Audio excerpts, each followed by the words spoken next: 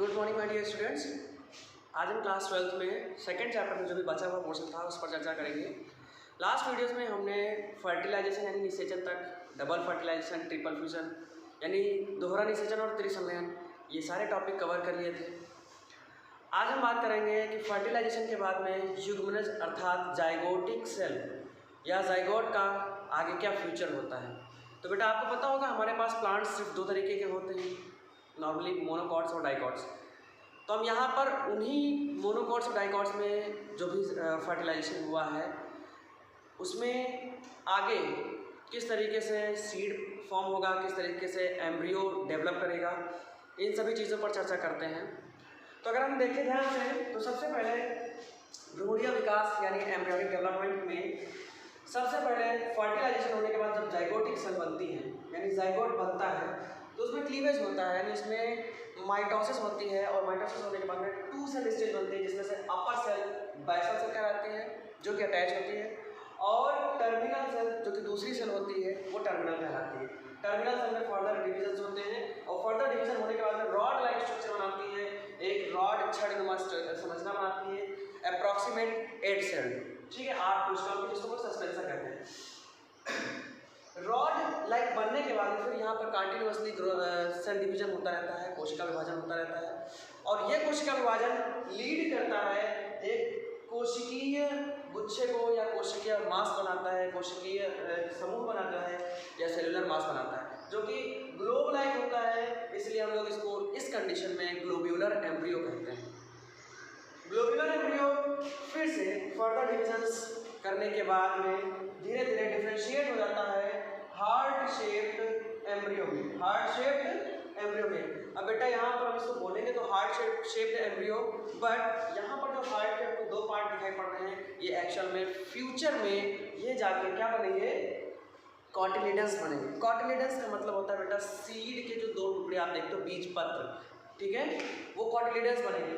तो आप यहाँ पे देखो फर्दर ये डिवीजन होने के बाद फिर से हार्ट शेप्ड एम्ब्रियो जो होता है वो मैच्योर एम्ब्रियो में किस प्रकार से डेवलप हो जाता है।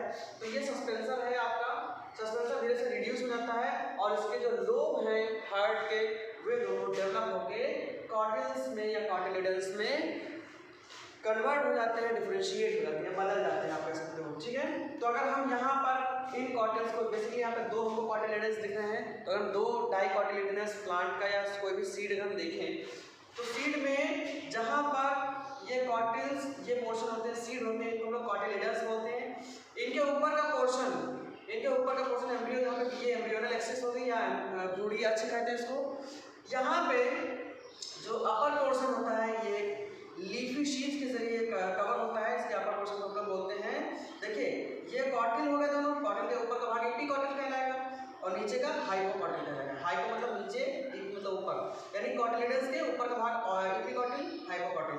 अब एपीकॉटिल में हम देखेंगे तो यहाँ पर एक शीथ होती है ग्रीन लीफी और जिसको हम बोलते हैं plumule, which in future will give rise to shoot system, यानी प्ल्यूम्यूल क्या बनाएगा आगे चल के, शूट सिस्टम। और सभी बच्चे जानते हैं कि शूट सिस्टम का मतलब होता है plant parts above the ground, ठीक है।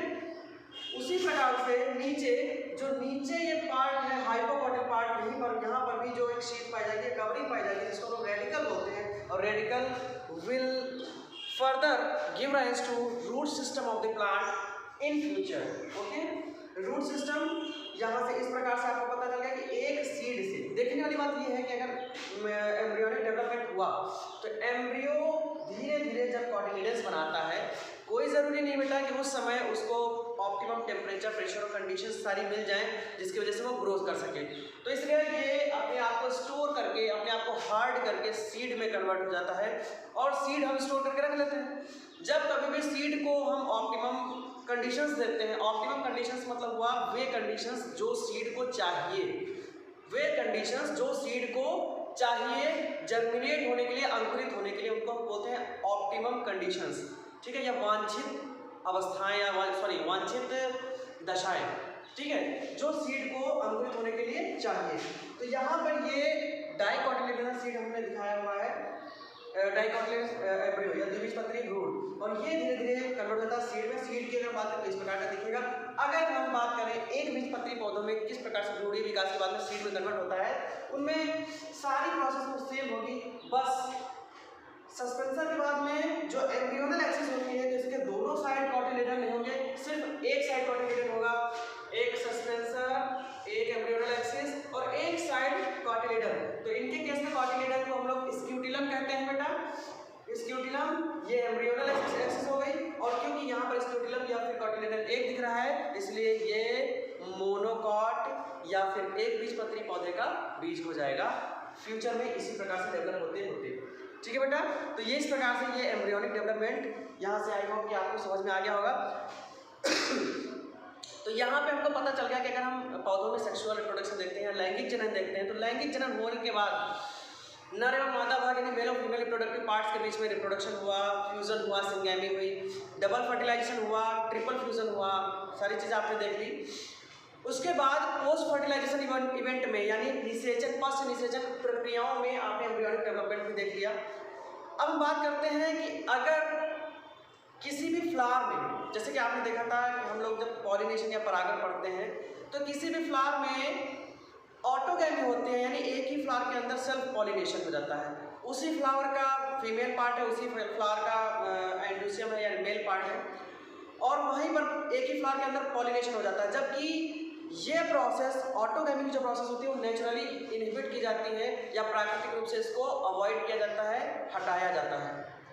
तो हम देखेंगे आज इसके बाद कि कौन कौन से वो तरीके हैं। पहली चीज़ तो आप समझ लीजिए कि अगर हम continuously generation to generation closely related लोगों के बीच में क्रॉस करवाते रहें, चाहे वो प्लांट हो चाहे एनिमल हो, it will give rise to large genetic disorders.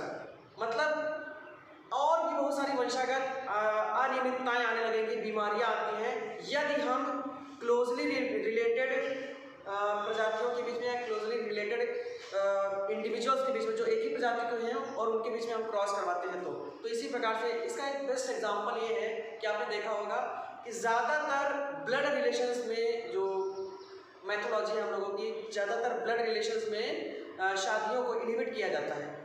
वो तो चलिए एक रिवाज माना जाता है, लेकिन उसका साइंटिफिक रीज़न यही है कि यदि जनरेशन टू जनरेशन, पीढ़ी दर पीढ़ी ब्लड रिलेशंस में आपस में शादियां होती रहेंगी, तो उनके बीच में जो रेसेसिव, उनके बॉडी में जो रेसेसिव डिसऑर्डर्स हैं, ठीक है, उनके आगे जनरेशन में एक्सप्रेस होने के, प्रदर्शित होने के चांसेस ज़्यादा रहते हैं, ठीक है।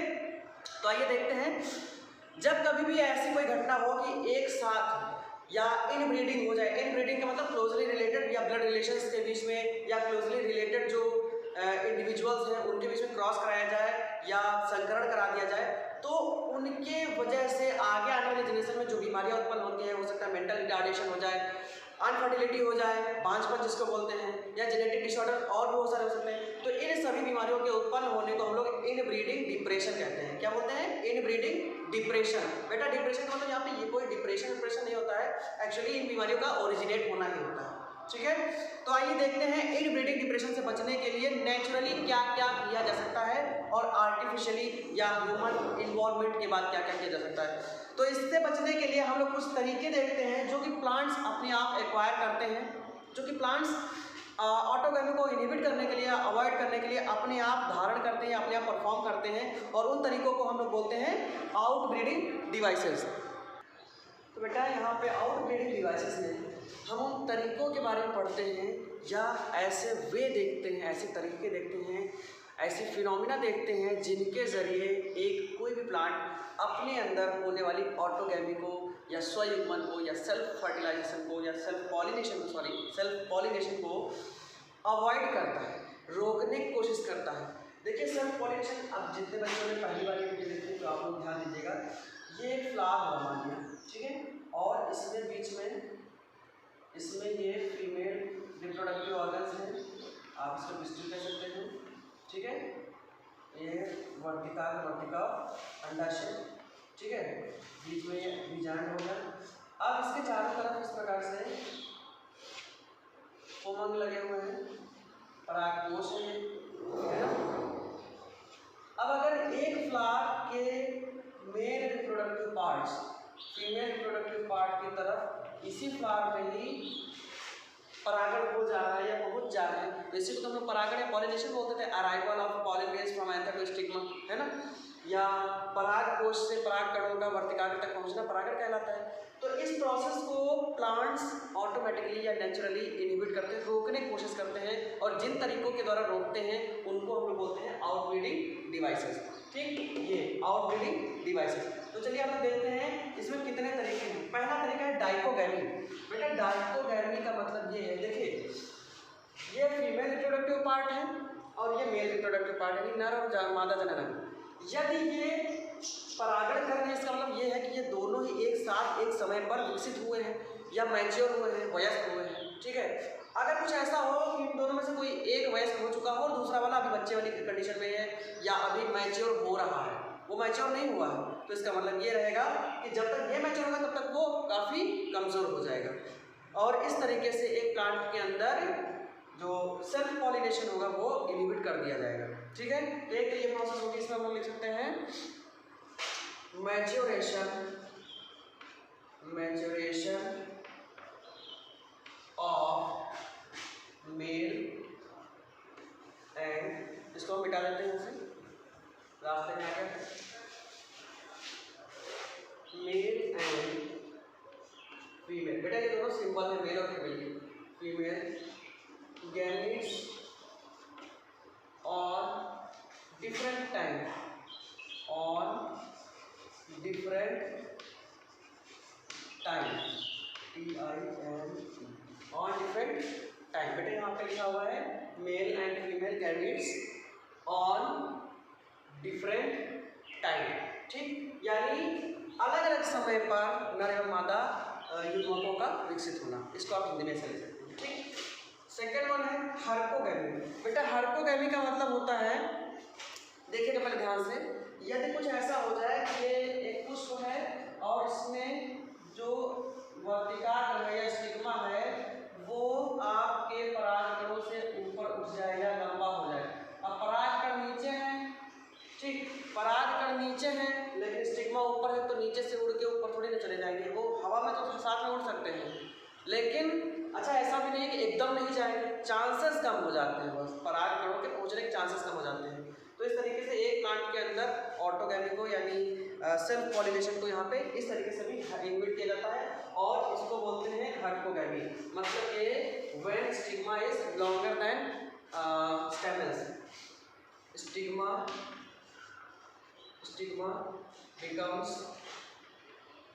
becomes longer than stamens। ठीक, तो इसमें बेटा हिंदी मीडियम में आप चाहो तो इसको लिख सकते हो, जब वर्तिकाग्र कुमंगों से ऊंचा हो जाता है या लंबा हो जाता है। ठीक है, तो उस कंडीशन में भी, उस अवस्था में भी सेल्फ पॉलिनेशन यानी स्वपरागण अवरुद्ध हो जाता है या रुक जाता है। ठीक है, फिर है हेट्रोस्टाइलिंग। हेट्रोस्टाइलिंग को समझिए बेटा, हेट्रो मतलब है डिफरेंट, स्टाइलिंग मतलब आप वर्टिकल की बात कर रहे हैं। तो देखिए यहाँ पे ये फ्लावर और इसके इस तरफ जैसे ये पॉलिन्स लगे हुए हैं। ठीक है, और पता चला कि ये फीमेल रिप्रोडक्टिव पार्ट जो है वो इस तरफ हो गई ऐसे,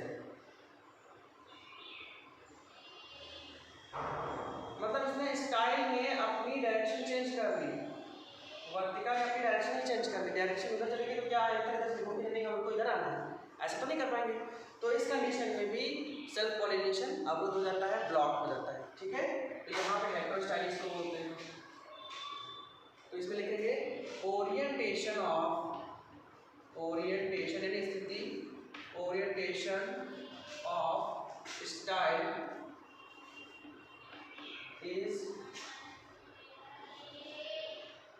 is opposite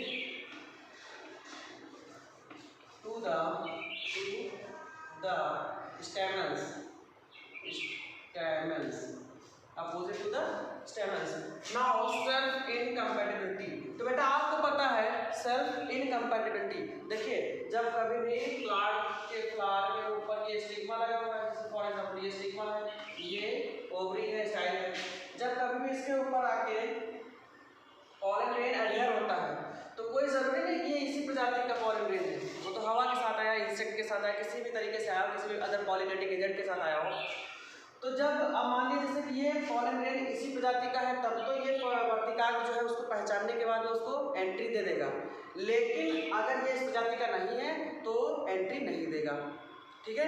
लेकिन अब समझिए, यदि मान लिया कि ये गया इसी प्लांट से है, ठीक है, इधर से आया या इधर से आया, किसी भी तरफ से आया है, तो यहाँ पे इस कंडीशन में अवॉइड इस तरीके से किया जा सकता है कि अगर ये खुद मना कर दे, भाई तुम हमारे खुद के फ्लावर के, हम तुमको नहीं अंदर ले पाएंगे, ठीक है, या तुमको हम इजाज़त नहीं दे पाएंगे, इसको बोलते हैं अपने आप से ना पहचानना या अपने आप से अवरोध करना, खुद स्वतः अवरोध करना, स्वतः अवरोध करना, सेल्फ इनकम्पैटिबिलिटी, यानी अपने आप से ये पहचानते नहीं, तुमको नहीं आ सकते तुम, है ना, तो अपने आप से मना कर देना, ठीक। तो ये क्या हुआ, सेल्फ इनकम्पैटिबिलिटी, इसको बोलते हैं stigma. itself rejects the pollen, ठीक, यानी यहाँ पर स्टिग्मा खुद पॉलन ग्रेन्स को रिजेक्ट कर देता है, ठीक है। Now the last but best option of avoiding self pollination को अवॉइड करने का सबसे बेस्ट ऑप्शन है प्रोडक्शन ऑफ यूनिसेक्सुअल फ्लावर। कुछ करना ही नहीं है, सीधी बात, हम एक ऐसा फ्लावर बनाएंगे जहाँ पर या तो मेल गैमेट प्रोड्यूस होंगे या तो फिर फीमेल गैमेट प्रोड्यूस होंगे, दैट्स ऑल। तो यहाँ पे ये क्या, यहाँ पे क्या लिखेंगे, production of flowers having only one kind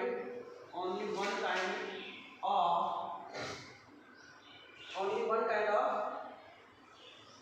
reproductive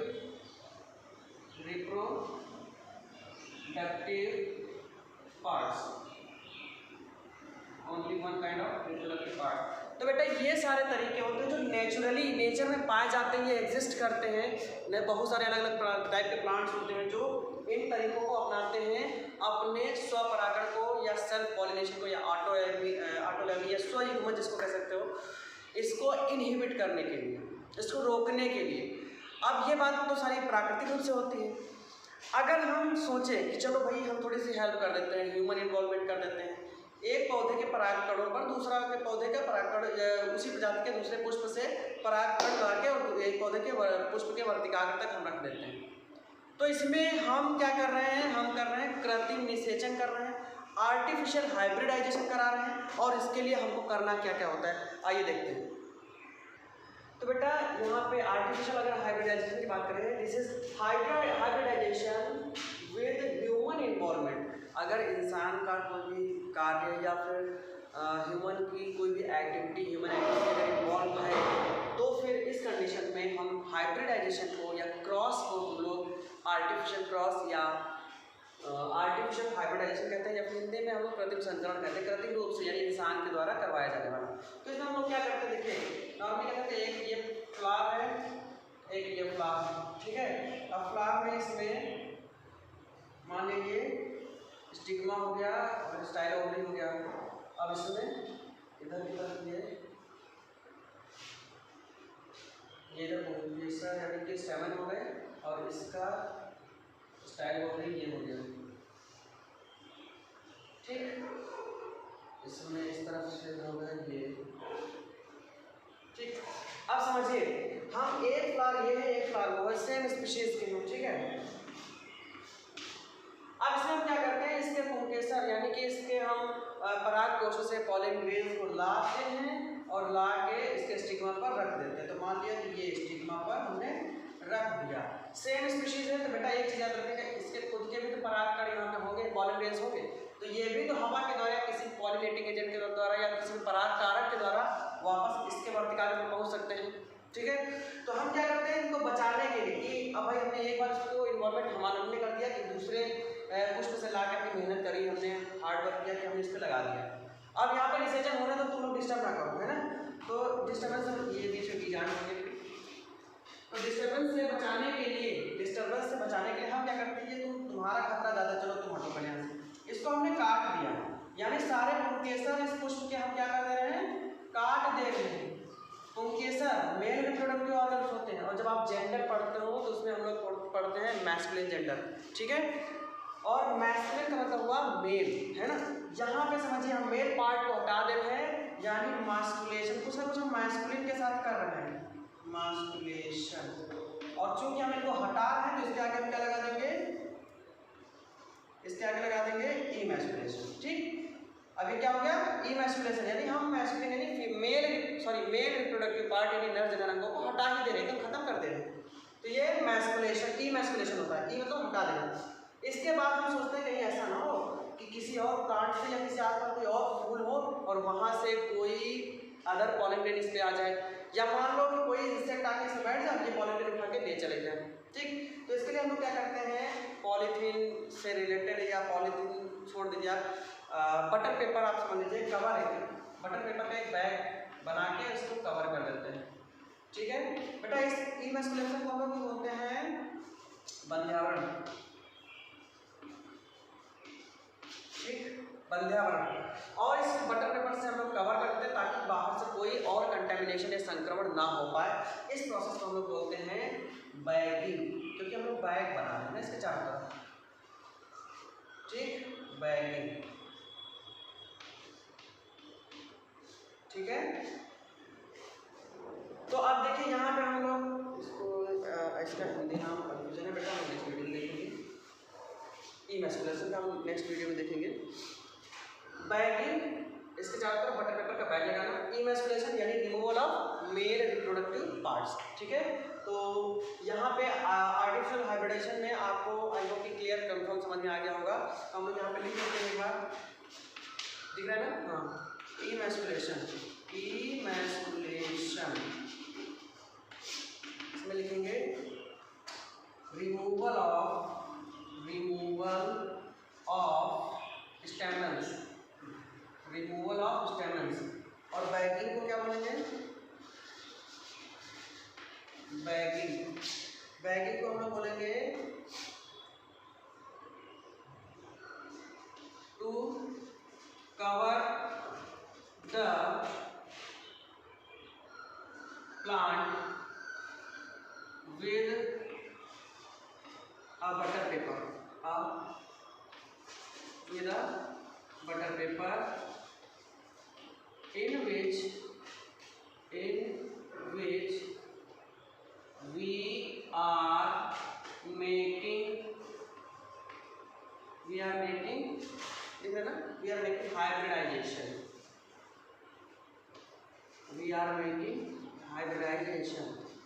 यानी उस पौधे को, टू कवर द प्लांट, उस पौधे को बटर पेपर से ढक लीजिए जिसको, जिसमें वी आर मेकिंग, हम कर रहे हैं या कुछ हम बना रहे हैं, हाइब्रिडाइजेशन यानी संकरण। हम कृत्रिम रूप से जिस पौधे को संकरण करवा रहे हैं उसको हम बटर पेपर से ढक देते हैं, और इस तरीके से इसको हम लोग बैगिंग बोलते हैं। रिमूवल ऑफ स्टेमन्स को हम लोग बोलते हैं इमैस्कुलेशन, यानी मेल रिप्रोडक्टिव पार्ट को हटा देना। तो उम्मीद है कि आपको आज के जो भी टॉपिक हमने यहाँ पे डिस्कस किए हैं वो समझ में आ गए होंगे। नेक्स्ट वीडियो में हम इसके बचे हुए टॉपिक को, आई होप कि नेक्स्ट वीडियो में ये चैप्टर खत्म हो जाएगा, बचे हुए टॉपिक्स पर डिस्कस करेंगे। तब तक के लिए आप लोग घर पर रहें, पढ़ते रहें, खुद भी सुरक्षित रहें और अपने आप को, अपने अपनों को भी सुरक्षित रखें। धन्यवाद।